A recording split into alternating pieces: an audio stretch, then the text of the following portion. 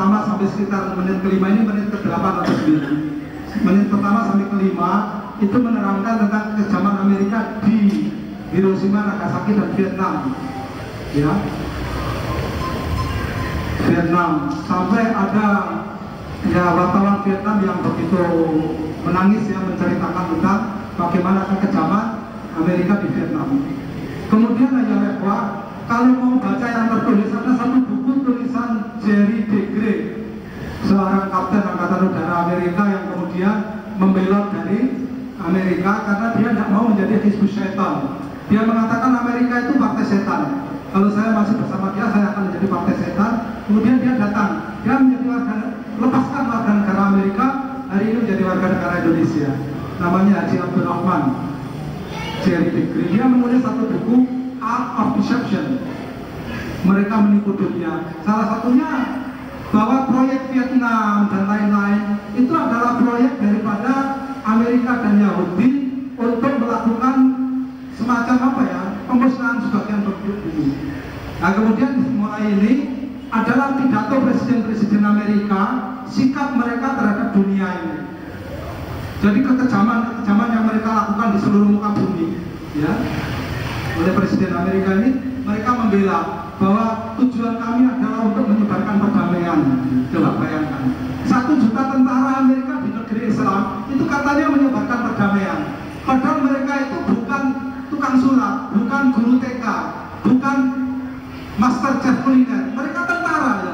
Tentara itu diajari membunuh atau dibunuh, bukan diajari untuk main peta umpet, ya kan? Nah ini menerangkan ya bahwa tujuan kami adalah untuk menciptakan perdamaian. Kami cinta perdamaian dan kami mengusahakan perdamaian. Sebagian mengatakan begitu, sebagian mengatakan target kami adalah bagaimana memeratakan demokrasi ini di seluruh muka bumi. Itu kalau antum baca di tulisan Jerry Degre, persis itu bagian daripada upaya mereka membentuk New World Order, yaitu tata dunia baru yang berada di bawah satu kekuasaan. Kemudian nanti ada di sini Obama yang tadi saya singgung. Obama menyampaikan pada pelantikan yang menjadi presiden yang pertama dulu, dan diulang lagi kemarin ketika dia menegaskan bahwa dia akan membela Israel apapun yang terjadi, ya. Dan dia akan selalu berusaha untuk menggagalkan. Nah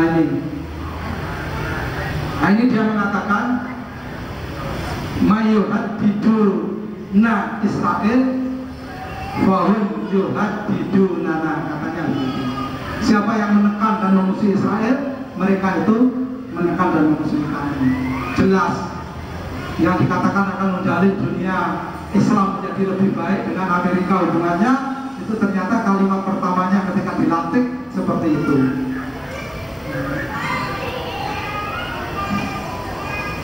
Nah kemudian ini Azam Amerika, orang Amerika yang berpihak kepada Mujahidin, ya, dia menerangkan bagaimana kejahatan Amerika. Buku-bukunya itu dimuat di situ. Bagaimana ada kolaborasi antara pemerintah Saudi dengan pemerintahan Bush dalam satu dokumentasi yang luar biasa. Dia bukunya dibawa, dia tunjukkan, kemudian nanti ada bagian-bagian tertentu dia muat di situ. Silakan dicari sendiri bukunya. Habis ini nanti ada perkataan Obama mengenai Israel, sikapnya. Nah ini perkataan Obama mengenai Israel, bahwa ada 2 sikap dia yang jelas. Pembicaraan damai tentang Palestina hanya bisa disampaikan atau dibicarakan apabila Israel sebagai satu negara diakui batas-batasnya aman, dan 2, Al-Quds harus menguat menjadi ibu kota negara Israel. Lah yang bagi antukasam, bahasanya begitu, tidak dibagi, dan seterusnya. Kemudian ini terus bicara sekitar 18 17 mas. Habis ini ini si Abdullah Nafisi, beliau yang mengatakan bahwa hukumah negeri-negeri Timur Tengah, penguasa-penguasa negeri Timur Tengah, itu mereka tidur satu tempat tidur dengan setan sejak 60 tahun yang lalu.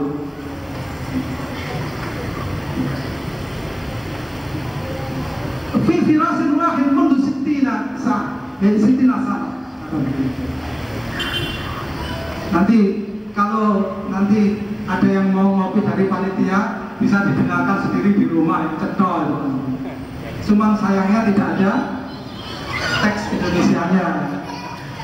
Nah, ini dia mengatakan tidak ada laisa hunaka khatun fasil, tidak ada garis yang jelas antara mukhabarat, ya, intelijen negeri-negeri Arab dengan intelijen Mossad. Sekali lagi ya Pak, tentunya saya punya sumber informasi lain yang meyakinkan bahwa ini benar dan saya tidak bisa menceritakan kepada Anda. Nah, ini bisa dilihat sendiri. Gambar sudah berbicara lebih banyak daripada kata-kata.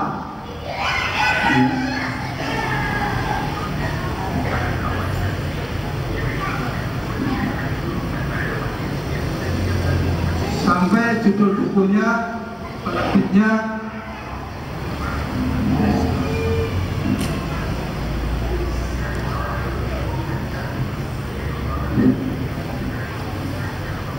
berapa? 20 berapa? Tidak, itu berapa?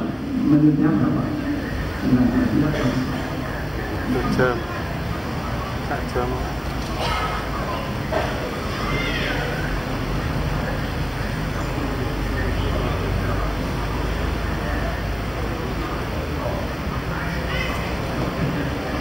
Menarik ayat lekwah. Jadi begini,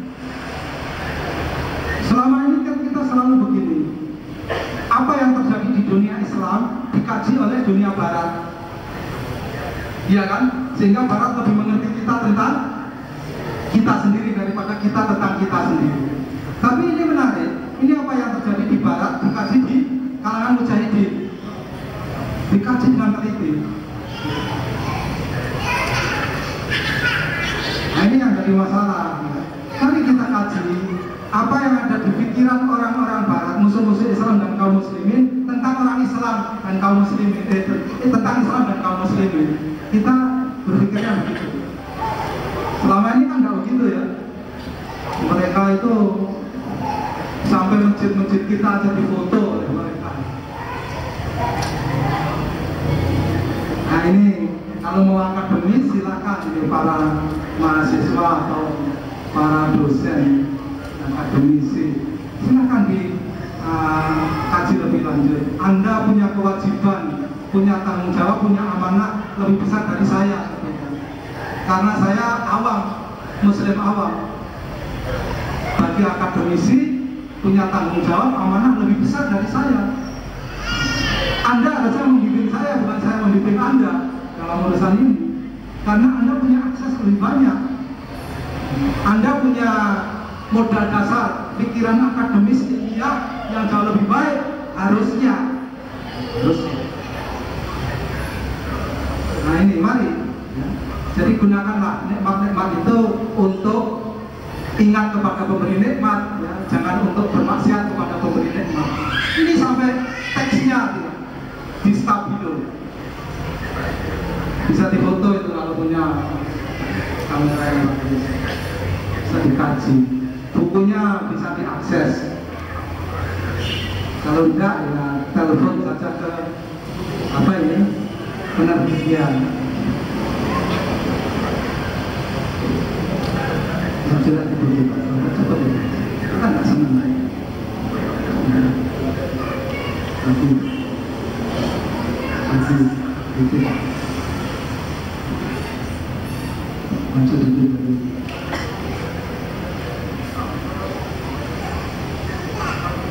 Sebelum ini bagus.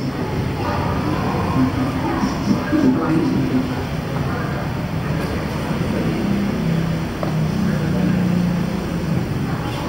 Nah, sebelum ini sedikit.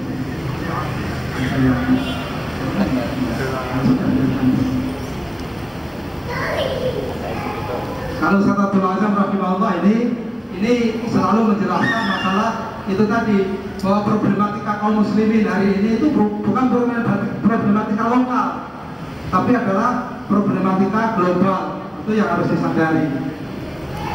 Ini yang jadi masalah. Mungkin sebelum Ustadz Azam setelah ini sedikit.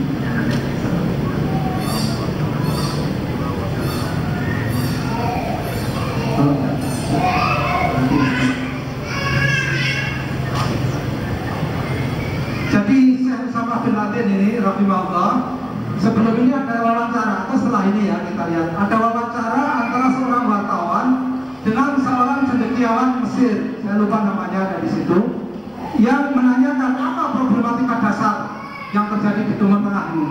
Kemudian dijawab oleh cendekiawan itu, problematika dasar kaum muslimin dan seluruh bangsa-bangsa yang ada di Timur Tengah ini adalah bahwa penguasa-penguasa negeri Arab di Timur Tengah ini tidak suka kepada syariat Islam. Maka jalan keluarnya adalah bagaimana supaya diadakan upaya sungguh-sungguh agar negeri-negeri ini dikuasai oleh penguasa-penguasa yang bercita-cita menegakkan syariat Islam. Hanya cendekiawan itu menerangkan caranya dengan intikhabat, masuk kepada pemilu. Nah, kemudian dijawab oleh Syekh Usama bin Laden rahimahullah. Jadi kami kaum muslimin sangat berkepentingan untuk memilih pemimpin yang baik, sangat berkepentingan untuk dalam memilih pemimpin yang baik itu bermusyawarah. Tetapi kalau kemudian harus memakai demokrasi itu adalah syirik yang paling besar hari ini. Gitu. Nah, kemudian beliau ini Syekh Abi Yahya Al-Libi, beliau memberikan solusi itu tadi. Antara lain ini tadi, ya, jangan malu untuk menyampaikan kepada orang banyak bahwa persoalan yang terjadi di Filistin, terjadi di Syria dan seluruh dunia Islam itu adalah persoalan kaum muslimin, qadiyatan islamiyatan khalisatan fasad. Hampir sebagian sudah saya terangkan di depan. Nah, ini dia cendekiawannya tadi. Ini wartawan biasa ya. Gayanya saja sudah kelihatan kalau wartawan. Jadi ayo Eva, pertanyaan yang kedua tadi, bagaimana perkembangan dunia di Timur Tengah tentang isu Al-Quds? Ini menarik menurut saya. Jadi kesadaran-kesadaran itu sudah mulai tumbuh, pikiran-pikiran itu sudah mulai mengerucut. Kemudian upaya untuk mensosialisasikan pikiran-pikiran itu bagus sekali.